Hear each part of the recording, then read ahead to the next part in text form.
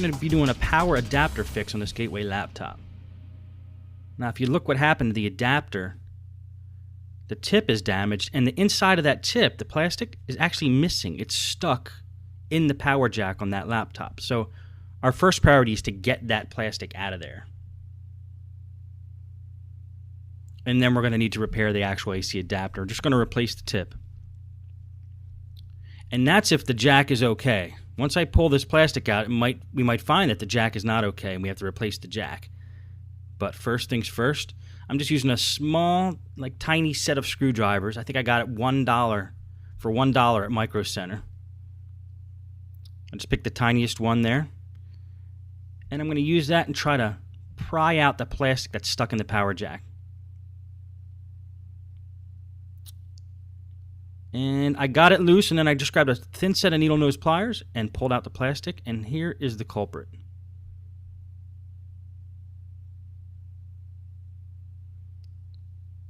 Now the inside of that jack is clean, it's clear.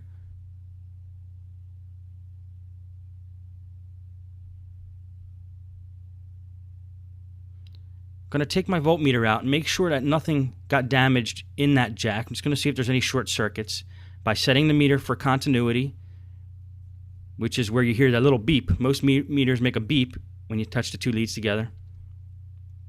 And I'm going to touch the inside pin of the power jack and a ground point.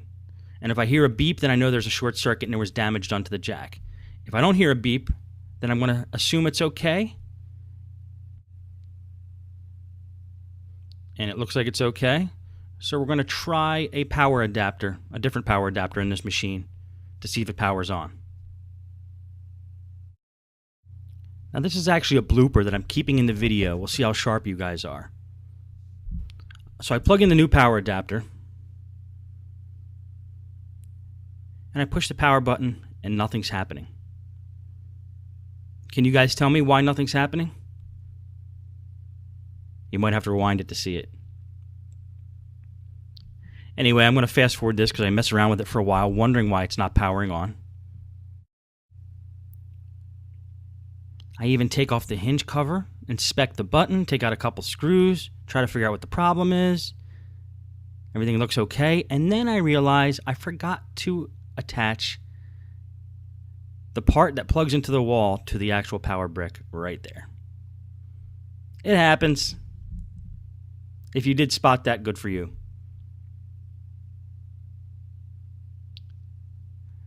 So now when I plug it in and I test the button,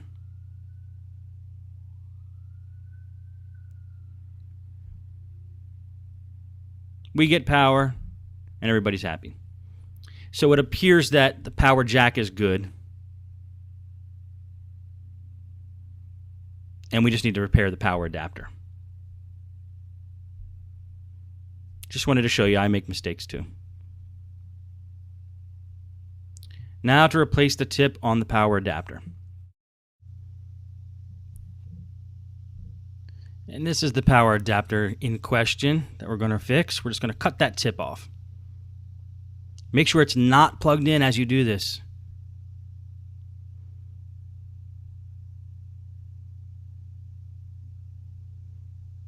We're going to cut it off right at that point. We'll make sure all the wire below that point is good and there's no crimps in it or bends or breaks in it. Now I'm going to just take a little pair of pliers here and remove the outer casing from the wire there. It might be wise to use wire strippers, which I do not have right now, but it might be wise to use wire strippers just in case you don't cut that wire and break it. But my trusty little blue snippers do okay. Just don't put too much pressure when you close it. Now we're going to wrap up that outside ground wire, which is the bare wire. And once we're sure that those wires are not touching, we're going to plug the AC adapter into the wall and test to make sure we're getting the correct voltage to those wires. Now I didn't do it with the bad tip on it because the tip is bad. So now that we remove the bad tip, we're going to be able to check if this adapter is putting out the proper voltage. So I'm putting the black on the bare wire and I'm putting the red onto the white wire. And it's slowly giving us a charge, which is not a terribly good sign.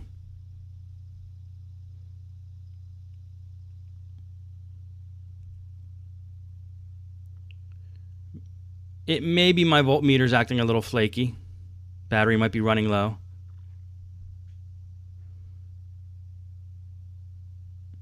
So let's try that again. Or the wires were loose or something was loose. We'll give it one more try. If it does that again, the power adapter might be a little flaky. It might be on its way out. It might not be able to put out the amps that it needs. And that time it goes pretty much straight to 18. Now sometimes those power bricks take a little bit of time to charge, but that usually shows a sign of weakness when that happens.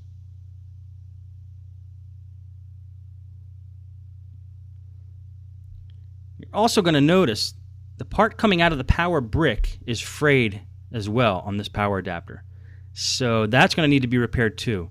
I have another power adapter here up on the bench and I'm testing it, as well as this one. And I'm just going to pick the stronger of the two, which turns out to be the one that doesn't have that frayed part coming out of the brick itself.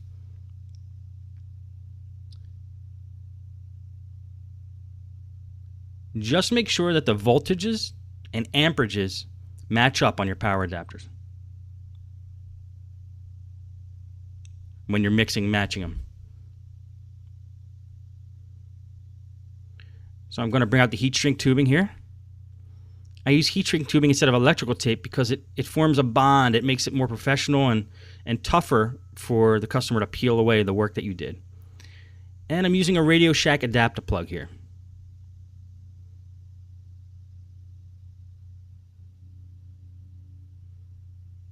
And this is going to be a little bit of a crude way of doing the power adapter repair, but it's pretty solid and it makes a good connection. So I'll show you what I'm doing.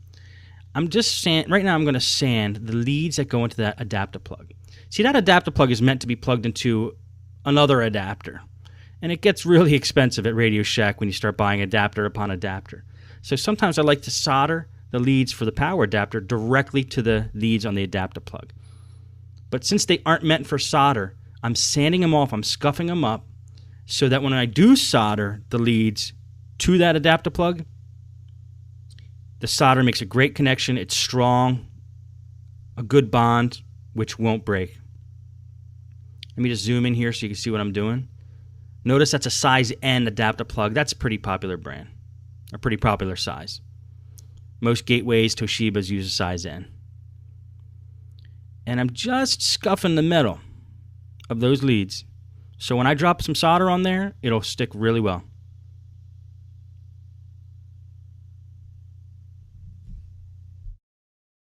Now I'm going to pull the soldering iron out. This is a soldering iron I use. As you can tell, I like Radio Shack. They're not the cheapest, but they always have what I want. And I'm just using a piece of Scotch-Brite there to get the remaining solder off of the soldering iron. If you see it in the soldering iron holder there. And basically what we're going to do is attach those two wires to those two leads on the adapter plug.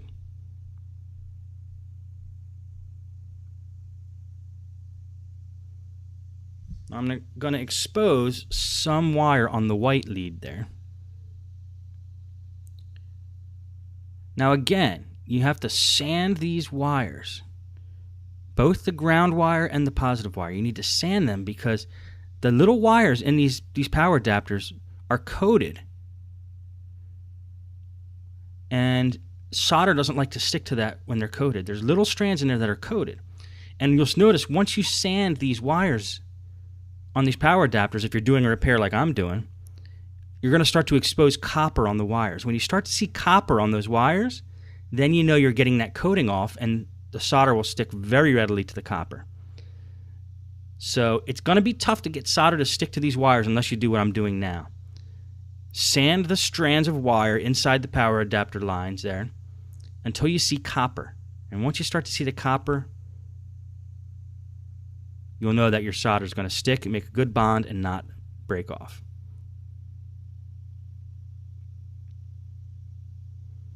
Okay, now that that's done and we have some copper exposed, we know that our solder is going to stick. Just make sure you get enough of that copper exposed that you're confident your solder job is going to be okay. Okay, now here's what I'm talking about. Those are the strands of wire that I was sanding, and you'll see a tinge of copper now on those ends of those wires because I sanded it. Now we know our solder will stick. If we didn't do this, you'd have a tough time getting solder to stick to those wires, trust me. You might be asking now, why don't they just buy a new power adapter? Well, you could do that too, but if you want to learn how to do this, I'm showing you.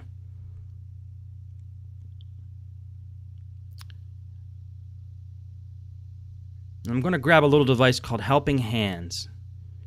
It allows me to place objects in there. It's just a pole with 2 alligator clips on it. It allows me to place an object in there, and it actually acts as an extra set of hands, which I do not have. And I'm going to just put that adapter plug in there. I'm going to zoom in and help you get a good view here.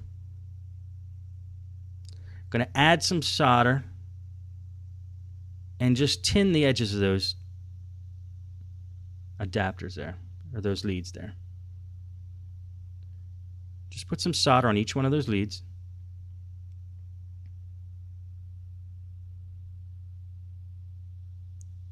I like to melt it on there so it's all melted on there.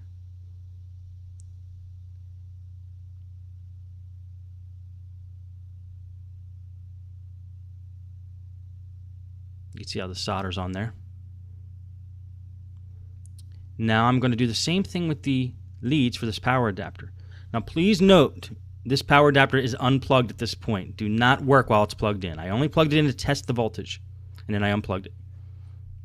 Okay, we're going to take a big piece of heat shrink tubing. I'm going to cut a little size of it off. And I'm going to put that around our wire. Now that's a real big piece, real wide, but we're going to need at least one wide piece to get around the adapter plug. Then I'm going to use a thinner piece just to shield the connectors.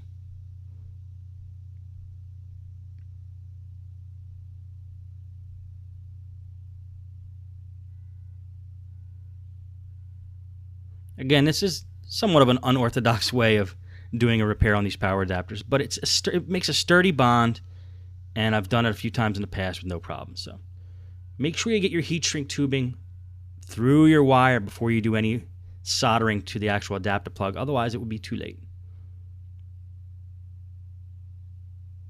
Okay, so let's get some solder on the end of those leads there.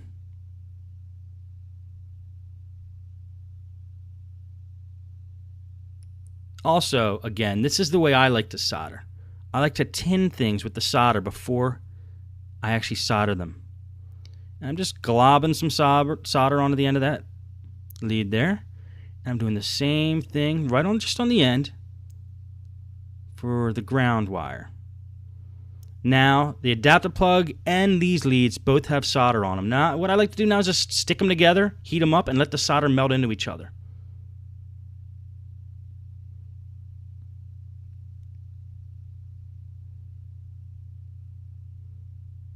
I need to make sure that which wire is which on the adapter plug, which one is ground and which one is positive. So I'm using my voltmeter to test that. I'm just holding a lead to the outside of the tip and then testing which lead's positive and negative.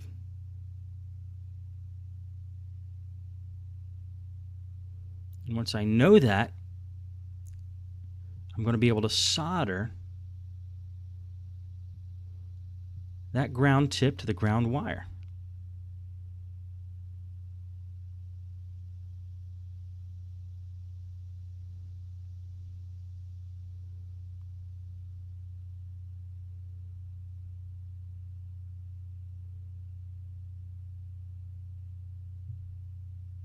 Just want to test it there. See, I'm touching the ground wire to the outside of the tip, and I'm touching the positive the inside of the tip. I've heard a beep on both of those. You can't hear it because the clip is muted, but we heard the beep on both of those, so we know that the connection was proper. Or at least we heard the beep on the ground one. We didn't solder the positive one yet. The ground wire is the unshielded one. Now we're soldering the positive. Now, since I tinned both sides, all I have to do is heat it up, let the solder melt into each other, and it's a done deal.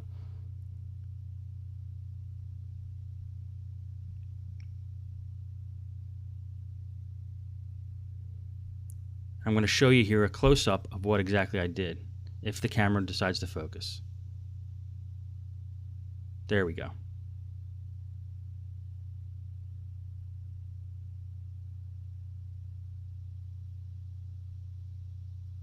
Get the idea?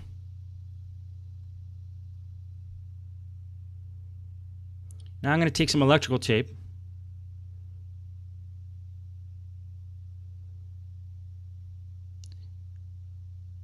and shield some of the wire before I put the heat shrink tubing over it.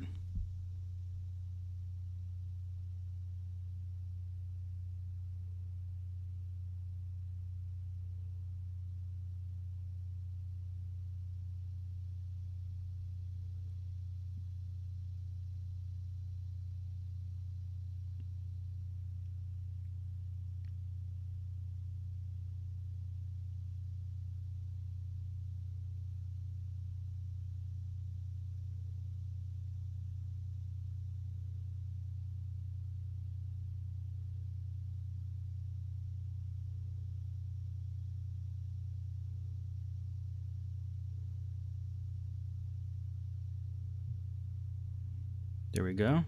This is good to do just in case the heat shrink tubing gets worn down a little bit. You don't want any bare wires exposed. So I'm going to pull that heat shrink tubing up over the connector. And so far, so good. Now, the way to melt heat shrink tubing properly is with a hot air gun. I've used a lighter my whole life. It's just the way I do it. Some people might criticize it as not making an even heat connection. It's going to be a little lumpy, but it does the job fast. It doesn't smell that great. Try not to inhale those fumes.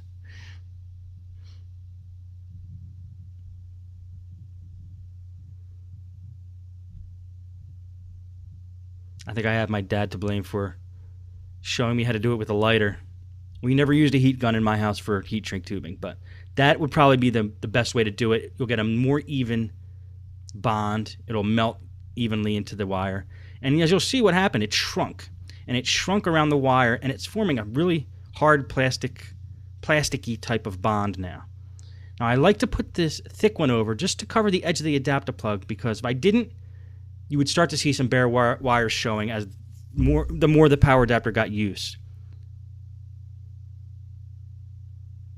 And this is a little out of the frame. Sorry about that, guys. You'll see the finished product, though. Sometimes I get too into what I'm doing and I forget that it's on the camera.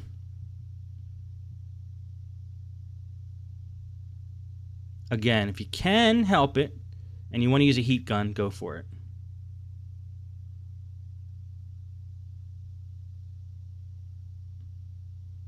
And you just want to make sure everything's melted evenly. It's not going to be the prettiest thing in the world when this is done, but it'll be solid. It'll work, and most of the time that's what the customer wants. I got a little fan there I used to cool it down quickly.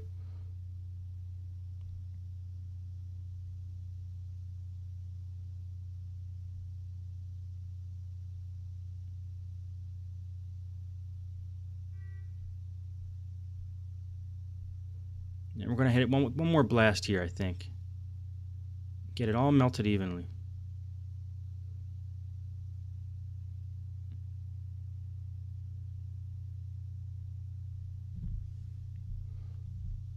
Here's another trick. You could use the barrel of your soldering iron. I think my little lighter actually ran out of fluid. You could use the barrel of your soldering iron and just kind of paint the heat shrink tubing as it melts.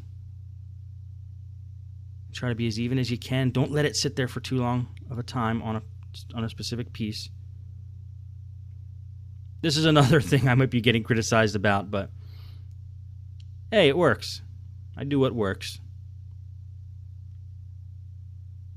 You know, Eddie Van Halen never took a guitar lesson, and he's one of the best guitar players in the world, so sometimes unorthodox techniques work all right.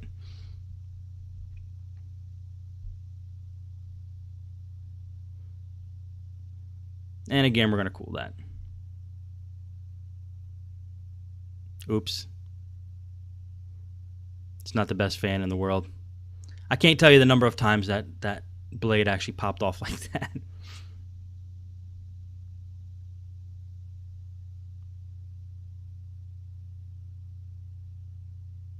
Okay, it's a little lumpy, but it's not too bad, and that is a solid connection. You know, as long as you sand or scuff up the leads before you solder them and make sure it's making a strong solder connection, you're going to be okay, and you're not going to get returns on these. You also might be thinking, this is taking a long time. Is it really worth it to do this? Well, it depends. It's up to you to decide that. Now, I got the voltmeter on. I'm touching the black to the outside, positive the inside. We should be getting 19 volts out of this. And there we go. 19 volts. Remember, do not touch those two leads together as they're touching the power adapter. You don't want to create a short circuit. So we're good to go. There's the finished product. Not too shabby. It has character.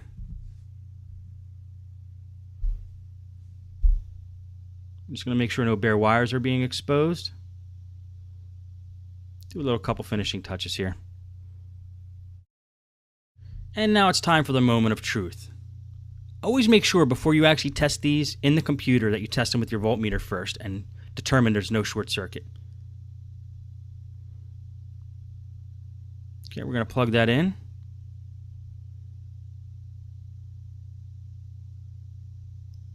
And we're getting the purple light showing the battery is charging. So the adapter's working good.